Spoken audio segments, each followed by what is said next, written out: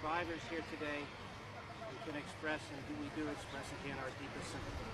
بۆ ئەوانەی کە ڕزگاریان بوو لەو تاوانە پیانەڵێم هەست و پشتیوانی ئێمەیان هەیە. I have directed that the coalition establish a special fund of $1 million to be spent here in Halabja as the city council sees most fit.